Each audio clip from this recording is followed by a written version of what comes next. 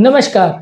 आज हम बात करेंगे यदि किसी व्यक्ति को लूज मोशंस या डायरिया है तो वैसे व्यक्ति को क्या क्या चीज़ें करनी चाहिए जिससे डायरिया की फ्रीक्वेंसी कम हो जाए और लूज मोशन को कंट्रोल करने में कुछ हद तक उनको मदद मिले। डायरिया के पेशेंट, खासकर अगर किसी को हार्ट का प्रॉब्लम है या अगर किसी को बीपी का प्रॉब्लम है, उनको क्या स्पेशल चीज़ें ध्यान रखने की ज़रूरत है जिससे कि उनकी कंडीशन ना बिगड़े, या किसी को अगर किडनी का तकलीफ है तो और क्या चीज़ों का ध्यान रखने की आवश्यकता है। आज इन चीज़ों पर बात करेंगे। टॉपिक पर जाने से पहले जो लोग हमारे चैनल पर नए हैं उन्हें रिक्वेस्ट करूंगा कि चैनल को सब्सक्राइब करें, वीडियोस को लाइक और शेयर करें।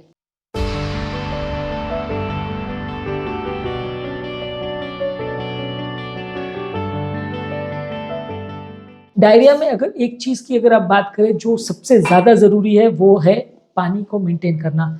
डायरिया में सबसे ज़्यादा प्रॉब्लम जो होती है वो डिहाइड्रेशन रिलेटेड होती है। जब बॉडी डिहाइड्रेटेड हो जाती है तो ब्लड प्रेशर कम हो जाता है, ब्लड प्रेशर कम हो जाता है तो किडनी पर असर पड़ता है। नॉर्मल किडनी वाला व्यक्ति भी अक्यूट किडनी फेलियर में जा सकता है। तो अगर किसी को लूज मोशन है या लूज मोशन दिन भर में 2-4 बार से ज़्यादा हो रहा है तो पानी उसको ज़्यादा बढ़ा देना चाहिए। इनफैक्ट अगर 1 बार 2 बार भी ज़्यादा हो रहा है तो पानी बढ़ाने में तो कुछ भी नहीं जाता, पानी आप ज़्यादा पीजिए। पानी के साथ थोड़ा नमक भी एक्स्ट्रा लीजिए, क्योंकि सिर्फ पानी लेने से कई बार वो बॉडी के अंदर उतना ऑस्मोटिक प्रेशर क्रिएट नहीं कर पाता। नमक साथ में रहेगा तो बॉडी का प्रॉपर कॉन्सेंट्रेशन या ऑस्मोटिक प्रेशर मेंटेन होगा। तो इसलिए पानी अगर नमक डाल के लेते तो ज़्यादा अच्छा है। जैसे ORS पाउडर का जो कॉन्सेप्ट है उसमें शुगर, पानी और नमक, ये 3 चीज़ों का कॉन्सेंट्रेशन रहता है। ये 3 चीज़ों को मिला के इसको बनाया जाता है। तो इससे बेसिकली बॉडी का नमक का कॉन्सेंट्रेशन भी मेंटेन रहता है, पानी का कॉन्सेंट्रेशन भी मेंटेन रहता है और आपका आंतों के जो सेल्स होते हैं उसको थोड़ा ग्लूकोज भी मिल जाता है, तो इससे वो कॉन्सेंट्रेशन भी मेंटेन रहता है। तो ORS पाउडर का बेसिकली पर्पस यही है, बॉडी को रिहाइड्रेट करना। आप अगर ORS नहीं भी पी सकते हैं या अवेलेबल नहीं भी है तो साफ पानी लीजिए 1 लीटर, उसमें 1 से 2 चम्मच नमक, 1 से 2 चम्मच चीनी, चीनी थोड़ा ज़्यादा भी डाल सकते हैं स्वादानुसार। चीनी का ज़्यादा रोल नहीं है, ज़्यादा रोल नमक और पानी का ही है। तो इसको आप अपने हिसाब से लीजिए और जितना बने पानी पर और नमक पर ज़्यादा फोकस कीजिए। बहुत ज़्यादा नमकीन पानी नहीं कर लेना है, नहीं तो वो बॉडी को डिहाइड्रेट करती है। अगर आपको ठीक ठाक नॉर्मल पानी जैसा लग रहा है, बहुत ज़्यादा सॉल्टी नहीं लग रहा है, समुद्र पानी जितना खारा नहीं कर लेना है उसको, पर अगर आप उसमें ठीक ठाक नमक डालते हैं, 1 चम्मच अंदाज अगर आप 1 लीटर में डालते हैं तो चलेगा। उसके अलावा आप चाय वगैरह ले सकते हैं। पानी के अलावा आप कोई क्लियर ब्रॉथ या सूप्स या कोई सॉल्यूशंस बना के ले सकते हैं, कोई जूसेस वगैरह ले सकते हैं, जो भी आपको मन हो।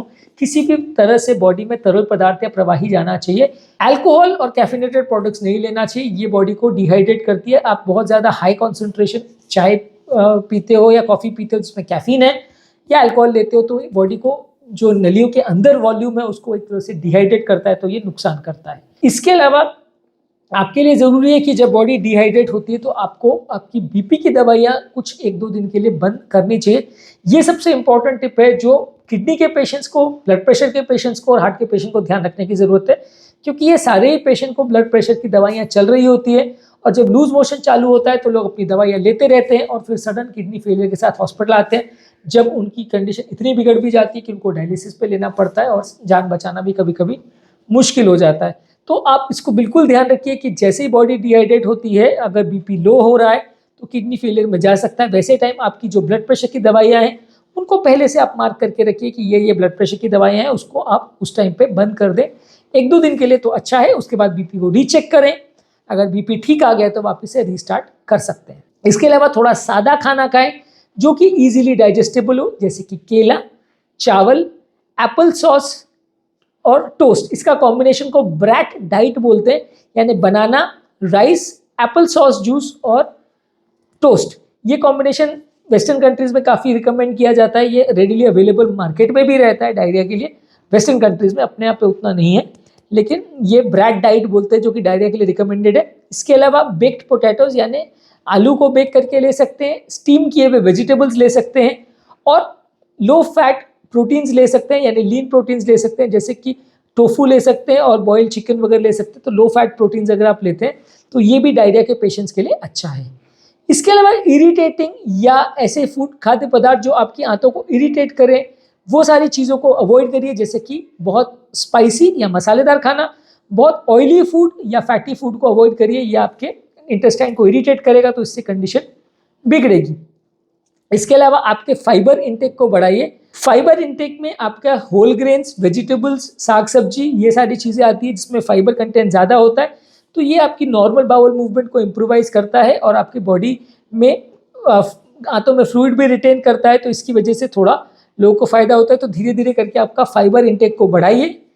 प्रोबायोटिक चीज़ें जैसे कि दही है, प्रोबायोटिक की गोलियां या कैप्सूल्स भी आते हैं, प्रोबायोटिक के सैशे भी आते हैं जिसमें नॉर्मल जो इंटेस्टाइन का बैक्टीरिया होता है वो कई बार जो मर जाता है तो डायरिया होता है पेशेंट को, क्योंकि खराब बैक्टीरिया वहाँ पे कब्जा कर लेते हैं। नॉर्मल बैक्टीरिया जब कम हो जाता है तो ये दही वगैरह में सौरक्रॉट, किमची, ये सब जो फर्मेंटेड फूड्स रहते हैं इसमें बैक्टीरिया होते हैं नॉर्मल, ये आंतों में जाके अपना कॉलोनीज बनाते हैं, तो वो खराब बैक्टीरिया को एक तरह से हटा देते हैं, जिसकी वजह से आपका नॉर्मल गट का फ्लोरा रिकवर होता है, जिससे आपका डायरिया कम होता है। इसके अलावा डेयरी प्रोडक्ट्स को अवॉइड करिए, यानी दूध या दूध से बने हुए पदार्थों को अवॉइड करिए।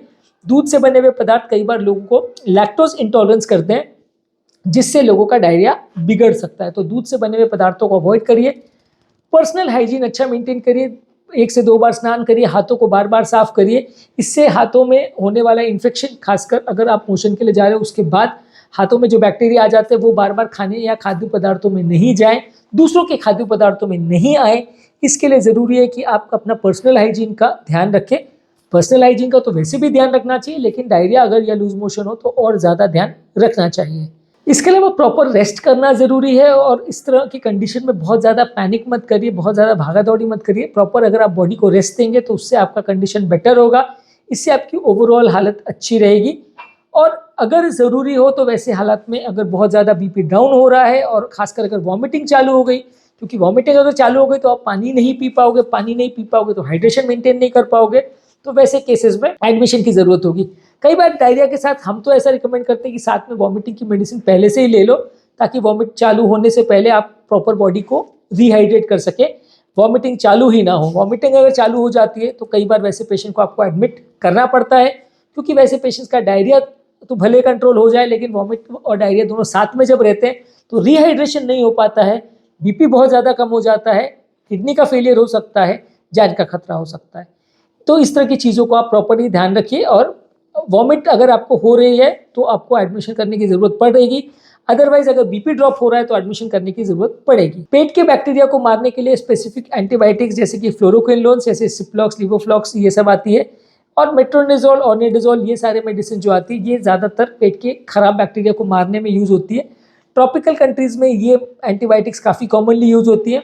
इसके अलावा डॉक्सीसाइक्लिन वगैरह है, या कुछ इस तरह की जो और एंटीबायोटिक्स है जो आपके आंतों के बैक्टीरिया को मारने में यूज होती है, वो आप ट्राई कर सकते हो। इंजेक्टेबल सिफेलोस्पोरिन्स या एम्पिसिलिन जैसी दवाइयों को ज़्यादातर अवॉइड करिए। ऑगमेंटिन, एम्पिसिलिन, ये सारी दवाइयाँ उल्टा नॉर्मल बैक्टीरिया को ज़्यादा मारती है, तो वो सारी दवाइयाँ आपको उल्टा डायरिया को बढ़ाएंगी और नुकसान करेंगी।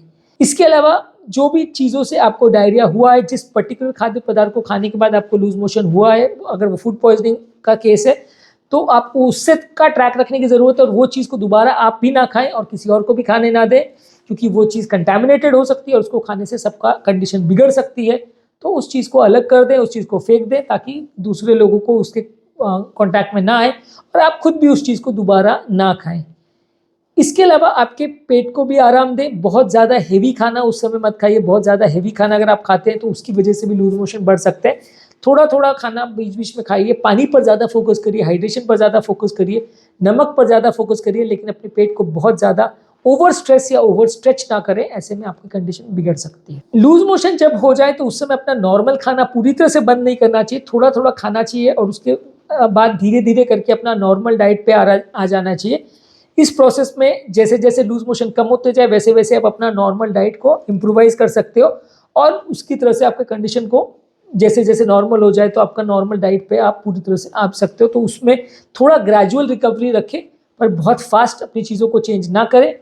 और साथ में सपोर्टिव मेजर्स भी आप ले सकते हो कि अगर किसी को पेट में दर्द हो रहा है तो पेट का दर्द का दवा ले सकते हैं, किसी को मसल क्रैम्प्स वगैरह हो रहे तो उसके लिए दवा ले सकते हैं, और अगर बहुत ज़्यादा तकलीफ हो तो उसके लिए आप हेल्थ केयर प्रोफेशनल या डॉक्टर से मिल सकते हैं, वो आपको बेटर वे में गाइड करेंगे। तो आज के टॉपिक में हमने बात करी, अगर किसी को लूज मोशन हो रहा हो तो क्या चीज़ें करनी चाहिए। स्पेशली हार्ट पेशेंट और ब्लड प्रेशर और किडनी के पेशेंट को अपनी बीपी की दवाइयाँ 2-4 दिन बंद रखनी चाहिए।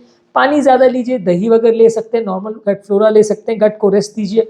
सादा खाना ज़्यादा खाइए, ऑयली स्पाइसी ग्रीसी फूड ज़्यादा मत लीजिए, ताज़ा फल सब्जी वगैरह ज़्यादा खाइए, थोड़ा फाइबर कंटेंट बढ़ा सकते हैं, पेट को थोड़ा रेस्ट दीजिए, बहुत ओवर ईटिंग मत करिए, ज़्यादा तकलीफ हो या बीपी ड्रॉप हो, खासकर अगर वॉमिटिंग चालू हो जाए तो डॉक्टर से मिलिए और ज़रूरत पड़े तो एडमिट हो जाइए। टॉपिक एंड करने से पहले जो लोग हमारे चैनल पर नए हैं उन्हें रिक्वेस्ट करूँगा कि चैनल को सब्सक्राइब करें, वीडियोज़ को लाइक और शेयर करें। जो लोग हमारे चैनल पर लूज मोशन संबंधित या कॉन्स्टिपेशन संबंधित या पेट की प्रॉब्लम संबंधित वीडियोस देखना चाहते हैं तो गैस्ट्रोइंटेस्टाइनल डिसऑर्डर्स संबंधित हमने पूरा प्लेलिस्ट किया है, उसे आप चेकआउट करें, काफ़ी कुछ नया जानने और सीखने को मिलेगा। Thank you.